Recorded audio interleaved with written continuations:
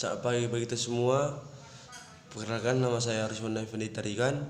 Saya kuliah di ITB Abdi Sabda. Saya sekarang duduk di semester 5 atau tingkat 3 prodi Pak.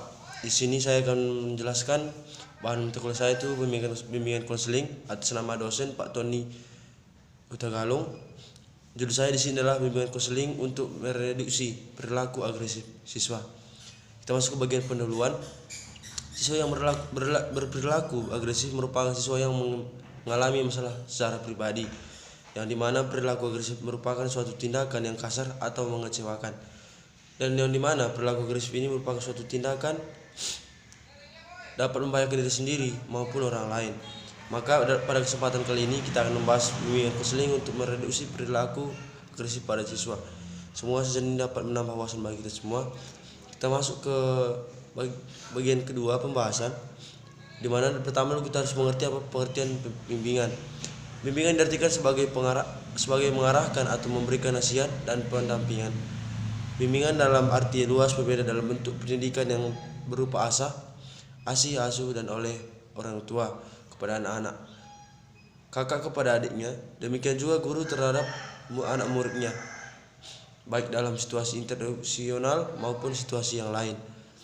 Donald G. Mortensen dan Alan M. Schmidler memahami bimbingan sebagai bagian dari komponen pendidikan yang memberikan layanan khusus bagi peserta didik untuk mengembangkan kemampuan dan potensinya. Menurut Muhammad Surya, bimbingan merupakan bantuan secara sistematis agar peserta didik mencapai kemandirian, penerimaan diri, pengarahan diri, dan mewujudkan diri sebagai wujud pencapaian perkembangan yang optimal. Kita masuk ke 2.2, pengertian konseling. Istilah konseling telah digunakan dengan luas sebagai kegiatan yang dipikirkan untuk membantu seorang menyelesaikan masalahnya. Kata konseling merupakan mencakup bekerja dengan banyak orang dan hubungannya yang mungkin saja bersifat pengembangan diri, dukungan terhadap krisis, bimbingan atau memecahkan masalah. Tugas konseling adalah memberikan kesempatan kepada klien mengeksplorasi, menemukan dan menjelaskan cara hidup lebih memuaskan dan cerdas dalam menghadapi sesuatu. Kita masuk ke titik 3, pengertian bimbingan konseling. Bimbingan konseling merupakan keterjemahan dari istilah guidance and counseling. Dalam bahasa Inggris, kata guidance berasal dari kata kerja to guide yang mempunyai arti menunjukkan, membimbing, menuntun, ataupun membantu. Sesuai dengan istilah, maka bimbingan dapat diartikan secara umum sebagai bantuan dan tuntutan namun tidak semua bantuan diartikan bimbingan. Bimbingan adalah proses membantu individu memahami diri sendiri dan dunia yang ada di sekitarnya. Sementara konseling merupakan suatu sarana yang digunakan untuk membantu mereka menyelesaikan atau mengatasi masalah yang mereka hadapi. Jadi bimbingan dan konseling merupakan salah satu cara digunakan untuk membantu perkembangan individu.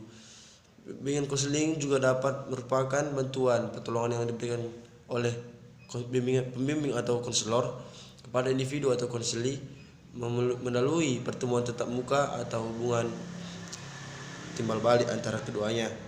Kita masuk ke 2.4, pengertian mereduksi. Kata mereduksi berasal dari kata reduksi. Kata reduksi banyak digunakan dalam istilah-istilah dengan berbagai bidang ilmu. Dalam Kamus Besar Bahasa Indonesia, kata reduksi berarti membuat pengurangan, pemotongan, dan sebagainya.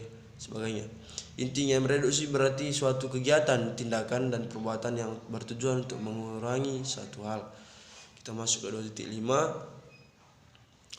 pengertian siswa atau peserta didik. Secara etimologi, peserta didik atau siswa berasal dari kata Arab yaitu sisu, yang berarti seseorang yang mempunyai komitmen dan keinginan yang kuat dari dalam diri untuk mengetahui banyak hal. Seiring dengan perkembangan zaman, pemerintah menggunakan kata peserta didik. Cakupan dari kata peserta didik cukup luas, yaitu bagi siapapun persona yang belajar minimal dimanapun dan kapanpun siswa atau yang biasa disebut dengan peserta didik merupakan salah satu dari komponen pendidikan yang tidak bisa ditinggalkan. Nah, karena tanpa adanya peserta didik dan tidak ada mungkin proses pembelajaran dan dapat berjalan. Peserta didik merupakan komponen manusiawi yang menempati posisi sentral dan proses belajar mengajar. Dalam proses belajar mengajar, peserta didik sebagai pihak yang ingin meraih cita-cita, memiliki tujuan dan kemudian ia mencapainya secara optimal. Kita masuk ke 2.6, pengertian agresif. Dalam kamus besar bahasa Indonesia, perilaku adalah kegiatan individu atas sesuatu yang berkaitan dengan individu tersebut diwujudkan dalam kegiatan, dalam gerakan ataupun ucapan. Kata agresi berasal dari bahasa Latin atau agredi yang berarti menyerang. Kata ini menyiratkan bahwa orang siap untuk memaksakan kehendak mereka atas orang lain atau objek lainnya, walaupun itu berarti bahwa kerusakan fisik atau psikologinya makin ditemukan sebagai akibatnya. Di sini ada pendapat menurut Mustad dan Houston dalam ensiklopedia psikologi sosial. Agresif adalah segala bentuk perilaku yang disengaja terhadap makhluk hidup lainnya yang bertujuan untuk melukainya, dan pihak yang dilukainya tersebut berusaha menghindarinya. Menurut Kamus Besar Bahasa Indonesia, agresif bersifat bermusuhan, cenderung untuk menyerang, bersemangat dan penuh inisiatif serta percaya pada diri sendiri. Jadi dapat disimpulkan bahwa perilaku agresif adalah suatu tindakan yang bermaksud untuk melukai, baik itu secara verbal dan non-verbal, terhadap individu yang lain, disengaja sehingga dapat merugikan orang lain. Ini yang bisa saya jelaskan dan dilanjutkan oleh saudara Mikael. Perilaku agresif sudah ada sejak usia dini atau usia anak-anak, namun sulit dideteksi atau sulit dikenali dan seringkali luput dari perhatian orang tua. Karena menurut sebagian orang tua, hal itu adalah hal yang biasa dilakukan oleh anak-anak, seperti merengek, melotot, menangis, dan menjerit. Padahal hal itu adalah salah satu atau akar dari perilaku agresif dari yang ditunjukkan oleh anak. Menurut Harlan Davis, ada 5 tingkatan dari tingkatan agresif. Yang pertama itu ada menentang dan mengancam. Contoh dari menentang yaitu selalu menolak tugas dari orang tua, merengek atau menangis untuk meminta sesuatu, selalu mengkritik, selalu mengusik orang lain, dan berkata kasar. Dan mengancam itu contohnya seperti selalu memerintah, melotot, mengultimatum orang lain, melanggar wilayah atau privasi orang lain, dan memaki-maki orang lain. Yang kedua itu ada tingkatan merusak benda seperti membanting, memukul, mencoret-coret, dan mencuri. Yang ketiga itu ada menyiksa binatang. Yang pertama contohnya seperti mengganggu binatang, melempari, memukul, menendang binatang, dan menyakiti binatang itu. Yang keempat itu ada menyakiti orang lain secara fisik. Ini akibatnya atau efeknya dalam jangka pendek, seperti mendorong, melempar sesuatu kepada orang lain, berkelahi atau berantem. Dan yang kelima itu melakukan kekerasan atau akibatnya ini jangka panjang terhadap orang lain, seperti menyerang orang lain, membunuh orang lain, memperkosa, dan melakukan terorisme kepada orang lain. Adapun bentuk-bentuk dari perilaku agresif, menurut Sugiarta ada 4 bentuk perilaku agresif, yaitu agresif emosional verbal. Ini meliputi moral atau membenci orang lain, mengutuk, perang mulut, mengkritik, dan menghina orang lain. Yang kedua itu ada agresivitas fisik sosial, seperti berkelahi, membunuh, untuk membela diri atau membela seseorang yang dicintai, membalas dendam. Yang ketiga itu ada agresivitas fisik sosial yang meliputi perbuatan menolong, menyerang, melukai, atau membunuh orang lain. Yang keempat itu adalah agresif destruktif. Ini tindakannya menyerang, membunuh binatang, memecahkan, membanting, menghancurkan, membakar, atau merusak sesuatu dan melukai orang lain. Sedangkan menurut Bass ada 7 tingkatan agresif. Yang pertama itu agresivitas fisik aktif langsung. Ini tindakannya ini berkontak langsung dengan individu lain yang menjadi lawannya, seperti memukul, mendorong, dan lain sebagainya. Yang kedua itu ada agresif pasif langsung. Ini seperti melakukan aksi mogok, aksi diam, atau melakukan demonstrasi kepada orang lain. Yang ketiga itu ada agresif fisik aktif tidak langsung. Hal ini seperti dilakukan oleh individu lain terhadap lawannya, namun tidak secara langsung atau terhadap fisiknya langsung, melainkan seperti membakar, merusak harta orang lain, membakar rumahnya, menyewa tukang pukul untuk membunuh atau memukul lawannya atau individu yang menjadi lawannya. Ya, yang keempat itu ada agresif fisik pasif tidak langsung. Hal ini seperti contohnya tidak peduli terhadap lawannya atau masa bodoh terhadap lawannya apapun yang dilakukan lawannya.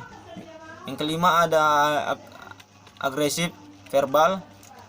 Agresif verbal ini dilakukan dengan cara menghina, memaki, dan memarahi orang lain. Yang keenam itu ada agresif verbal pasif langsung. Tindakan ini yang dilakukan oleh individu dengan cara berhadapan langsung dengan individu lain, namun tidak terlibat kontak verbal secara langsung, seperti menolak, berbicara, membungkam, atau menolak orang lain untuk menjawab pertanyaannya. Yang ketujuh itu ada agresivitas verbal fasik tidak langsung. Hal ini seperti dilakukan tindakan ini oleh individu dengan cara berhadapan dengan individu lain yang menjadi targetnya dan tidak terlibat kontak verbal yang secara langsung dilakukan oleh individu dengan cara berhadapan dengan targetnya. Adapun faktor-faktor dari yang mempengaruhi agresivitas siswa, yang pertama itu dalam diri anak itu, seperti frustasi terhadap kehidupan sehari-harinya, atau ada masalah dalam keluarga yang membuat anak itu menjadi agresif. Entah masalah keluarga seperti broken home, atau orang tuanya melakukan kekerasan terhadap ibunya atau terhadap dia, itu yang membuat anak itu menjadi agresif. Yang kedua dari dalam luar diri anak itu seperti faktor lingkungan, yang dilihatnya dalam lingkungannya orang itu sering berkelahi, berantem, ataupun lain sebagainya yang menyebabkan anak itu menjadi terpacu untuk melakukan tindakan agresif. Ada juga faktor-faktor agresivitas yang dipengaruhi oleh beberapa faktor. Yang pertama itu provokasi. Adanya provokasi dari kawan atau lingkungan sekitarnya untuk melakukan hal yang agresif seperti berkelahi, memukul, atau mendorong atau melecehkan orang lain. Yang kedua, kondisi afeksik. Ini yang dimaksud adalah suatu keadaan tidak menyenangkan yang ingin dihindari oleh seseorang. Namun, keadaan yang tidak menyenangkan merupakan salah satu penyebab agresif. Yang ketiga adalah kehadiran orang lain. Kehadiran orang lain terutama diperkirakan agresif berorientasi pada menumbuhkan agresif. Diasumsikan kehadiran yang akan berkontribusi dalam melakukan tindakan agresif terhadap anak itu. Yang terakhir, karakteristiknya ini adalah seperti dengan ciri-ciri yang sebelumnya. Hal ini sudah ada sejak dini, cuman tidak diperhatikan oleh orang tuanya, sehingga menyebabkan karakternya menjadi karakter yang agresif. Adapun upaya-upaya dari guru bimbingan konseling untuk membimbing perilaku agresif siswa, yang pertama adalah layanan konseling perorangan, yaitu pelaksanaan konseling perorangan ini dilakukan dengan cara memanggil siswa yang agresif lalu menanyakan apa sebenarnya yang terjadi di dalam dirinya sehingga menyebabkan kenapa dia menjadi agresif. Yang kedua itu pelayanan konseling pelaksanaan layanan konseling perorangan. Yang pertama ini dalam pelaksanaannya guru atau guru BK harus mengerti apa sebabnya terlebih dahulu sebelum dilaksanakan apa yang harus ditindaklanjuti untuk merelai atau meredam perilaku agresif dari siswa tersebut. Sesudah itu yang ketiga, guru BK harus memberikan pembinaan atau pemberian layanan konseling kepada seseorang yang mengalami perilaku agresif itu. Guru BK harus terus membimbing dan melakukan tindakan yang lebih lanjut untuk mengubah pribadi atau karakter dari siswa itu yang tadinya agresif menjadi baik, tidak agresif lagi.